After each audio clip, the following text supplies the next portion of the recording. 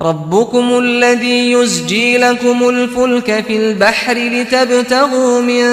فضله إنه كان بكم رحيما